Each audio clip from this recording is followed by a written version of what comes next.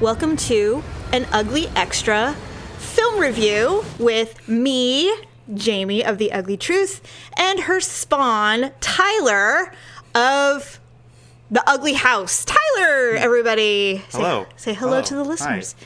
Hi. Hello. Why? Hello. So you and I just came home from the viewing of It 2, the Stephen King adaptation of said book, It. And in one word, can you describe one word how you're feeling about the film right now? I would say blockbuster. Blockbuster. Okay, so you and I both agree we very much enjoyed the film. Yes, I very much enjoyed this film. So the one thing that I think we also both agreed on is the cast was pristine. Perfect casting. I would have to agree. The casting director did a great job on matching the kid actors with the adult actors. You know, you have James McAvoy matching this random kid actor.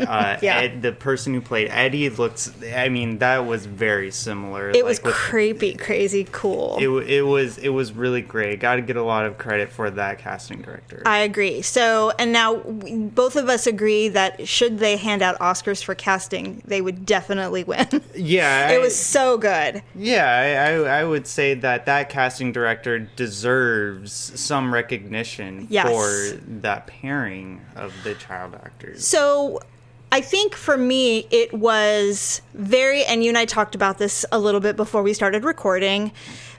We both give it glowing reviews. We both really very much enjoyed it. Yes. I've read that some people were disappointed that it wasn't scary, but to me, there was a lot of violence, a lot of gore, and there was a creep factor that I absolutely loved. Yeah, and you're absolutely right. I don't think this movie was going for scary either. Horror. I think it was just the horror came with the story. Yes. It wasn't focused on, oh, this is a really scary clown, this is a really scary situation. It was more of an existential fear factor. Yes. Really, I think with the exception of Stand By Me, which came out when I was a kid, I would say this was really reminiscent of that level of suspense and intensity. A pack of kids, but they came back and now they're adults. It's almost like if Stand By Me became adults.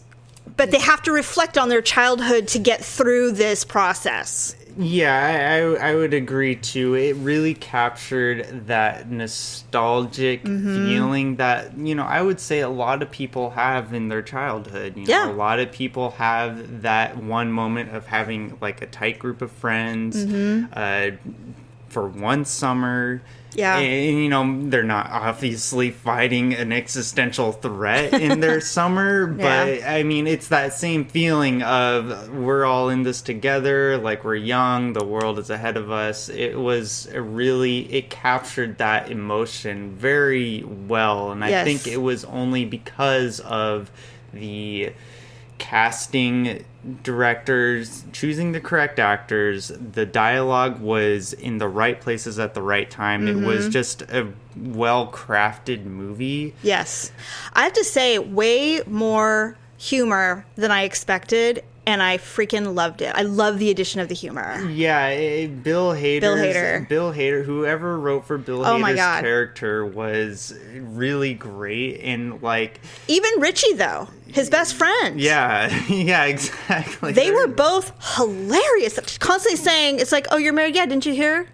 I married your mom. We're very happy.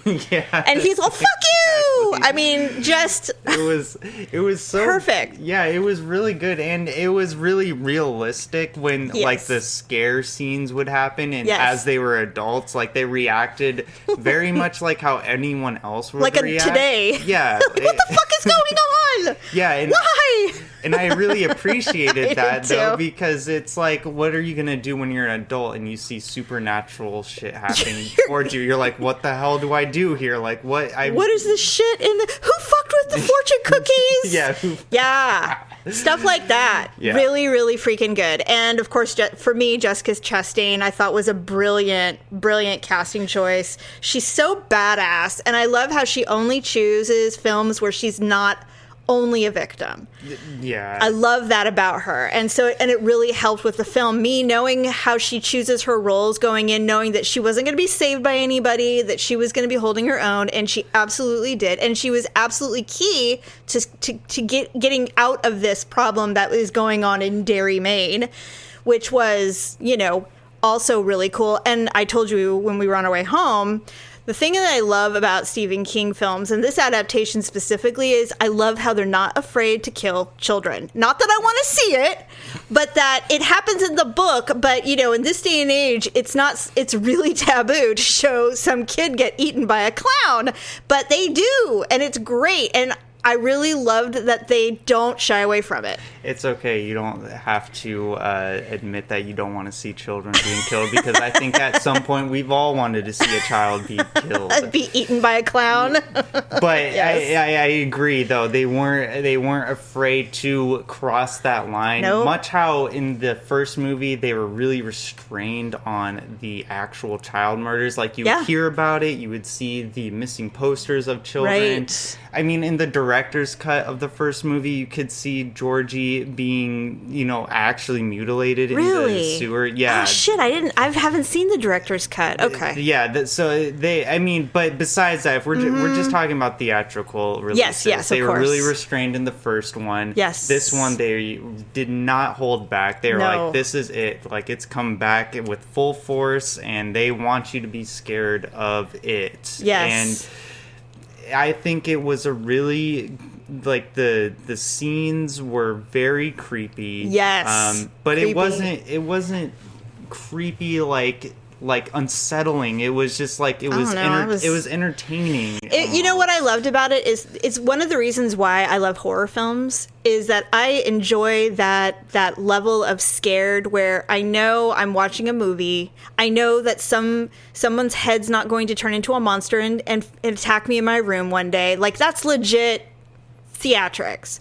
But it's still so creepy scary that I enjoy the feeling of fear, because it's not like this guttural, like my son is missing fear. It is a fear of like monster fear, which is why I like Friday the 13th and I like vampires and all that stuff, because it's just that level of fear where I can enjoy that feeling of adrenaline when I'm scared.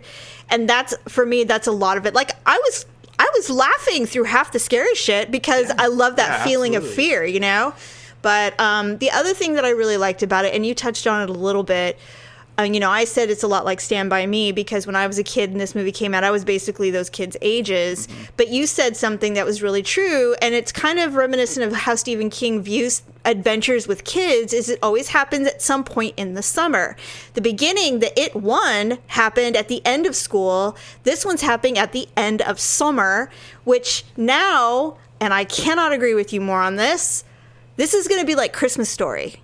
This is going to be an annual watch for us, right? I agree. It captures the feeling of the beginning of fall, Yes. Like, it was when I remember when the first It movie came out, like, we went and it was like the beginning of fall. Like, it was, I feel like this movie is going to go cross that line of being a cultural thing. Mm-hmm. And I think it might take a little time, but it's such a entry level movie for everyone that anyone can go in and you can even kids that would be scared by it, like realistically, they could go in and watch this movie, get scared in the middle of the night because of it. But then when they get older, they remember, like, oh, I saw It Part 1 and Part 2. Like, I remember that scared me as a little kid. They can watch that as a mature adult and be like, wow, this wasn't that bad of a movie, unlike the late 80s It movie where, like, you watched it then and you were like scared, and then you watch it in the future and you're like, why was this even approved by a company? I think what I have to say is I have not had the ability to read the book It. It's very dense. It's very difficult to read. I've heard that it's really fun to listen to, like, on Audible. You can listen. The narration of it is really creepy, and it's kind of a really pleasant way to digest the book.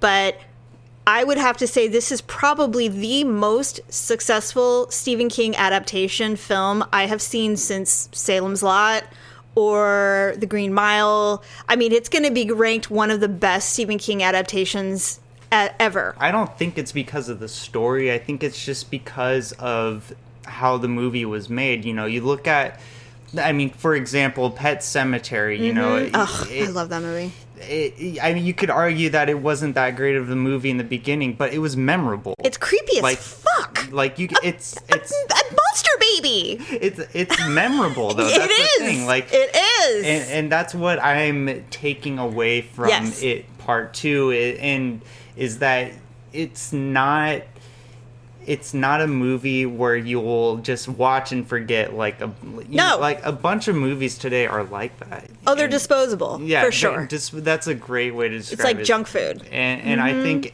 this is not. I think It Part 2 is a great example of how movies can still be a cultural thing. I don't know, man. You don't think there's special effects?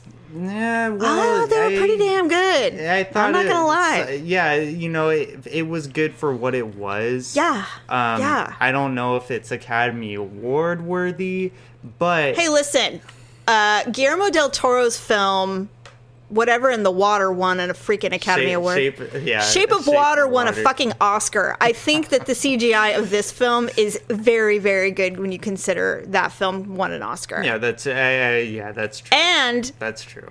The difference between the Part 1 and Part 2 was that Part 2's scenes of creepiness were much more engaging. Oh, they were so and good. I really hope that a lot of people can see this movie because it captures a lot of really good nostalgic feelings, and it did remind me of how I felt when I watched season 3 of Stranger Things, and not just because the kid is in this movie, but it's just that feel of, like, I don't know about you, but there were times where I felt like I was a kid watching it. Like, it was legitly these amazing adult actors were regressing because it was the only way that they were going to be able to band together and, you know, eliminate this threat.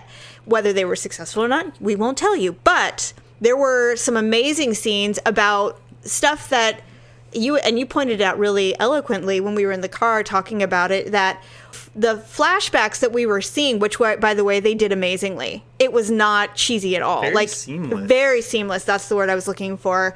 Is that these are things that were not in the first movie when they were children, but these are the memories that they had forgotten about that now we're getting to see how they're remembering it.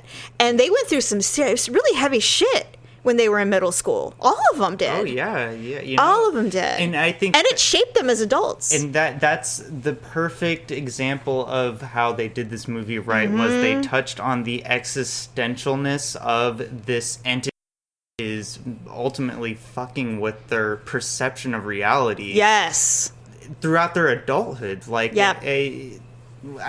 it's hard to not get into spoilers. Well, like what? But we can edit it out if we feel it's too spoilery. Okay, so when Beverly was saying, like, I know how you all die. Oh, right. And I dream about it every single night. Yeah. Like, I think that existentialness of that vision following her throughout the whole entirety of the 27 years that she's been gone from Derry, I think if you really, like, digest that, like, that's a really scary thing. That's a heavy burden to bear. And it's basically like childhood trauma. It's almost symbolic, basically. Yeah. It is symbolism, I would say. In the book, I bet it is. I mean, it's specifically for her character arc, though. Like, she was abused. She was abused and... ultimately ends up in abusive relationships as an adult. Yeah, and, you know, I would go as far as to say that it caused that.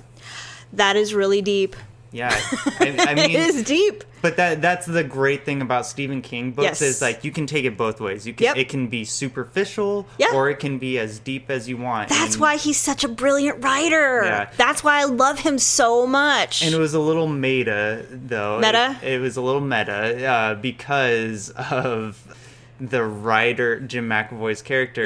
They were always saying, oh, you can't write an ending, your endings suck. That's a big trope with Stephen King novels, if you already know. So yes, no one likes like the ending. That nod, and His cameo was good too. His cameo was great, and it was brilliant. It was, that scene was really.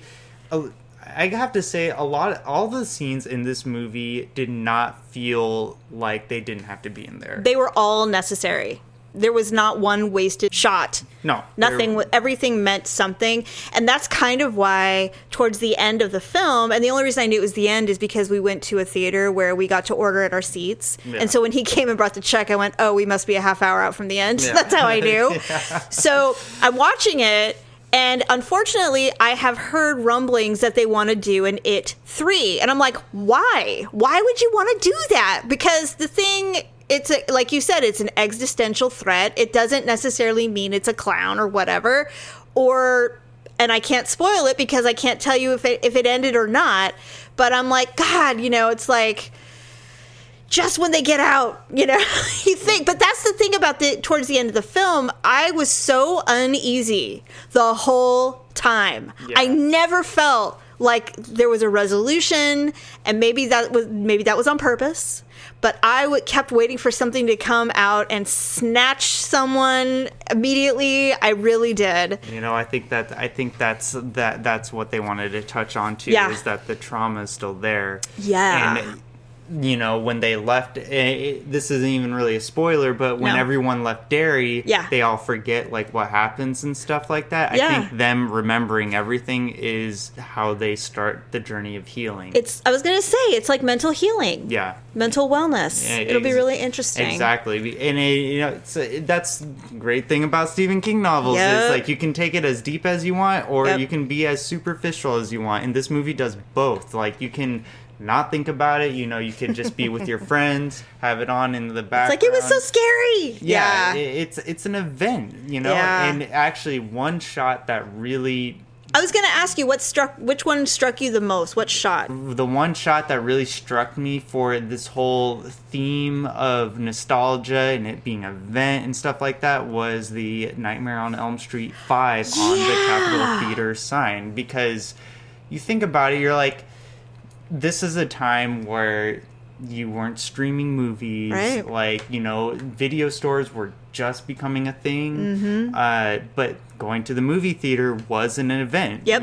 Like with your Nightmare on Elm Streets, with your Friday the 13th and stuff. This is what it felt like, and it's good to there's a few movies that are coming out that are like kind of generating this like a reason to go out to the theater. Right. Like, I'll just wait for it to come out on DVR. Yeah, like Once Upon a Time in Hollywood, for example, by Quentin Tarantino. Yeah. That is a classic Hollywood movie event. That you need to go to the theater to see. Yeah, it's like you want to go to the theater and see this. Absolutely. Exactly. We should go see it, actually. We should review that one as well. Anyway, so how many balloons do you give it out of 5? I give it 5 balloons out of 5 balloons. Great. And maybe a little It lapel pin that you can put on your Halloween costume in the season. Yes.